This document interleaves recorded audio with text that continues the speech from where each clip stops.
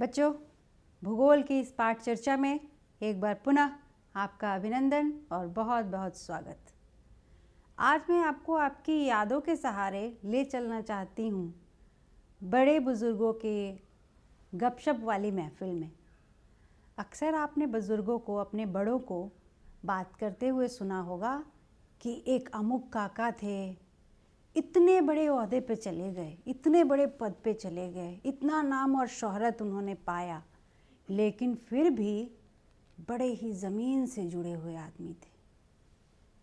आपने कहानियों में, अपने साहित्य के पुस्तकों में अक्सर पढ़ा होगा मिट्टी की सौगंध, माटी की पुकार, माटी की खुशबू और इन जैसे अनेक शब्द।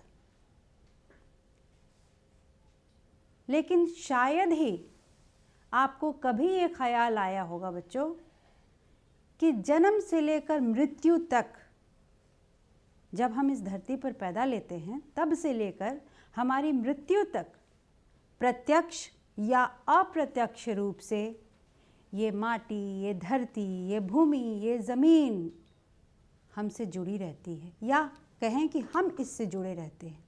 यही भूमि, यही मिट्टी हमें पोषण प्रदान करती है, हमें रहने के लिए आश्रय देती है, हमारा पालन भरण पोषण करती है और उसके लिए हमें नाना प्रकार के अनाज, फल, फूल, सब्जियां, ना जाने अन्य क्या क्या और पदार्थ उपलब्ध कराती है। बच्चों, अब तक आप ज़रूर ही समझ गए होंगे कि मैं क्या बात कर रही हूँ। मैं बात कर रही हूँ भूमि की, यानी भूमि संसाधन की। हाँ, सही सुना आपने। भूमि हमारे लिए एक बहुत ही महत्वपूर्ण आधारी संसाधन है। क्यों? आपके दिमाग में ये प्रश्न आ सकता है। ज़रूरी भी है, आना भी चाहिए। ये आधारी संसाधन इसलिए है कि ये हमें रहने के लिए आश्रय प्रदान करती है, सबसे पहली बात। दूसरी बात, जब हम देखेंगे कि हमारे सारे आर्थिक क्रियाकलाप, जितने भी हमारे इकोनॉमिक एक्टिविटीज़ होते हैं, वो किसी न किसी प्रकार, चाहे वो कृषि हो, वानिकी हो, पशुचारण हो, खनन हो, वन्य जीवन हो, मत्स्य पालन हो, परिवहन संचार हो, चाहे आप जितने भी नाम ले लीजिए, ये सारे के सारे आर्थिक क्रियाकलाप कहाँ होते हैं? हाँ, बिल्कुल, भूमि पर ही संपन्न होते हैं।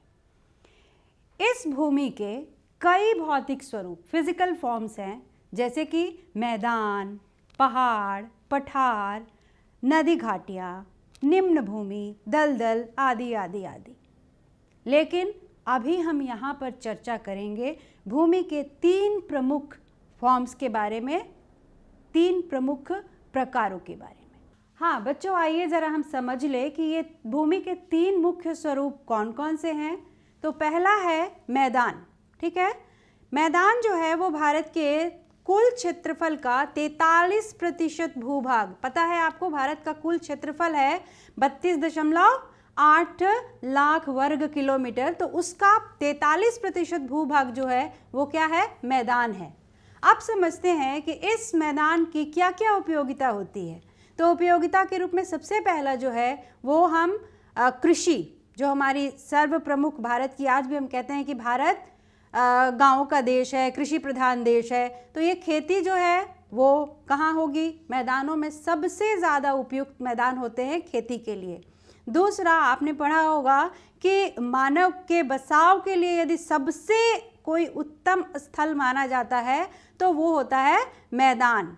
मैदानों में ही परिवहन के साधनों, चाहे वो सड़क परिवहन हो, चाहे वो रेल परिवहन हो, इसका विकास के लिए भी सबसे आदर्श स्थल माना जाता है मैदानों को।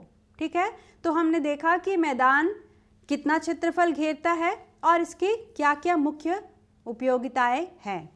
दूसरा जो स्थल का स्वरूप है वो है पर्वत। पर्वत भारत के कुल क्षेत्रफल का 30% भूभाग पर फैले हुए हैं। पर्वतों के महत्व पर थोड़ी प्रकाश डाल लें, थोड़ी बात कर ले हम लोग।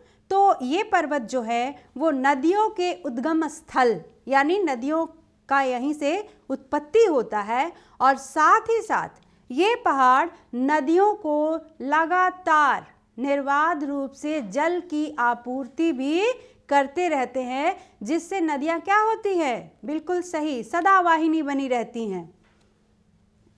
उसके बाद हम देखते हैं कि पहाड़ों पर के जो दृश्य होते हैं वो बड़े ही मनोरम होते हैं। आप कहीं तस्वीर में भी देखें पहाड़ों के दृश्यों को तो दिल को बड़ा सुकून पहुंचता है। और फिर यहाँ की जलवायु की तो क्या कहने, बहुत से लोगों को आपने देखा होगा, सुना होगा कि वो गर्मियों के मौसम में गर्मी से राहत पाने के लिए और छुट्टियाँ मनाने के लिए पहाड़ों पर जाते हैं। तो ये पहाड़, ये पर्वत पर्यटक आकर्षण के भी केंद्र होते हैं।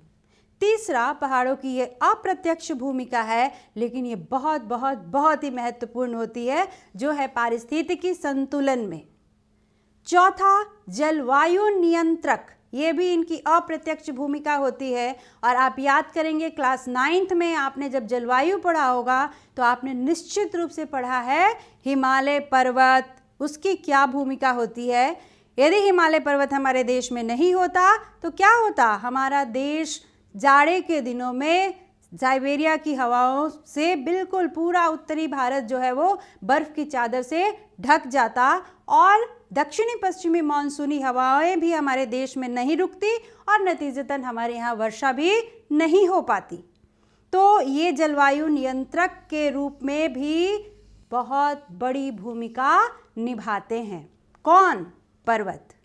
तीसरा जो स्थल स्वरूप है वो है पठार, जो देश के कुल क्षेत्रफल का 27% भूभाग घेरते हैं।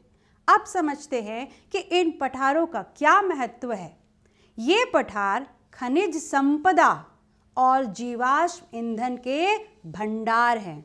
भारत में चाहे आप लौह अयस्क की बात करें, चाहे आप कोयले की बात करें, आप देखेंगे कि प्रायद्वीपीय भारत में इनका विपुल भंडार है, बहुत ज़्यादा मात्रा में पाए जाते हैं। हमारे पड़ोस के झारखंड में देखिए कोयला का एक सबसे बड़ा उत्पादक राज्यों में उसकी गिनती की जाती है। दूसरा है वन संपदा में धनी, ये पठार वनों से ढके हुए रहते हैं। इसका उदाहरण आप देख सकते हैं भारत का मध्य प्रदेश, जहाँ की सबसे अधिक क्षेत्रफल, वनों का सबसे अधिक क्षेत्रफल मध्य प्रदेश में है। उसके बाद तीसरा, भारी उद्योगों की स्थापना के लिए स्थिर कठोर भूमि। भारी उद्योग यानी लौह इस्पात या भारी मशीनरी उद्योग। आप जब पढ़ेंगे भारत में उद्योगों के बारे में तो हम देखेंगे कि जितने भी इस प्रकार के उद्योग हैं वो हमारे प्रायद्वीपीय भाग में ही स्थापित है। प्रायद्वीपीय भारत किस चीज़ का बना है? बिल्कुल सही, ये दक्षिण का पठार या दक्कन का पठारी इलाका है, जिसे कि हम स्टेबल लैंड कहते हैं, इसलिए कि यहाँ भूकंप का प्रभाव नहीं पड़ता है। ये भूकंप से सुरक्षित स्थान है, इसलिए भारी उद्योगों के लिए बहुत ही उपयुक्त माना जाता है। जब 9th क्लास की बात निकल ही गई है तो एक और अध्याय की बात कर ले, नवंबर की। वो अध्याय था जलवायु। याद है आपको, पढ़ा था आपने। जलवायु में 2 शब्द आए थे, एक पढ़ा था आपने जलवायु और दूसरा था मौसम। ये शब्द लगते तो बड़े समान हैं, परंतु क्या वाकई ये समान है? सही नहीं है। आपने इसे पढ़ा था कि जलवायु और मौसम में क्या अंतर है। ठीक उसी प्रकार यहाँ हम 2 समान से लगने वाले शब्दों पर चर्चा करेंगे। एक है भूमि, जिसके बारे में हम अभी बात कर रहे थे, और दूसरा शब्द है मिट्टी। ठीक है, भूमि और मिट्टी, ये दोनों शब्द भी हम लोग प्रायः समानार्थी के रूप में यूज़ करते हैं। मिट्टी भूमि में हम ज़्यादा फर्क नहीं करते अपने बातचीत में, लेकिन जब हम भूगोल की बात कर रहे हैं तो भूगोल में हम इसका अंतर समझने का प्रयास करते हैं। आपको क्या लगता है, मिट्टी और भूमि समान है या अंतर है? अंतर है बच्चों। तो अब हम ये जानना की कोशिश करते हैं, ये समझने का प्रयास करते हैं कि आखिर मिट्टी और भूमि में क्या अंतर है, भूमि किसे कहते हैं और मिट्टी का क्या अर्थ होता है। तो बच्चों, इस ग्लोब की मदद से हम ये समझने का प्रयास करते हैं कि भूमि क्या है। ठीक है, आप देख रहे हैं इस ग्लोब में एक तो नीले रंग का आपको कुछ दिख रहा है ना। ये देखिए, मैं पूरा ग्लोब आपके लिए घुमा रही हूँ और आप देख सक रहे हैं कि ये पूरा नीला नीला नीला नीला, ये नीला क्या है आपको पता है? ये नीला है, हाँ, पानी, यानी कि समुद्र और महासागर। ठीक है, अब इस नीले के अलावे आपको और भी रंगीन भाग दिख रहा है। ये देखिए, ये है अफ्रीका, ये यूरोप, ये एशिया, ये सब है ना। यहाँ आएंगे तो आपको दिख रहा होगा ये ऑस्ट्रेलिया। तो ये जो रंगीन भाग आपको दिख रहा है इस ग्लोब के ऊपर, ये क्या है बच्चों? यही है भूमि, यानी पृथ्वी का वो भाग, ये पृथ्वी का ही मॉडल है ना, तो पृथ्वी का वो भाग जो जल से बाहर है, जल से ढका हुआ नहीं है, उसे हम क्या कहते हैं? भूमि कहते हैं। ठीक है, तो आपको ये समझ में आ गया कि भूमि क्या है।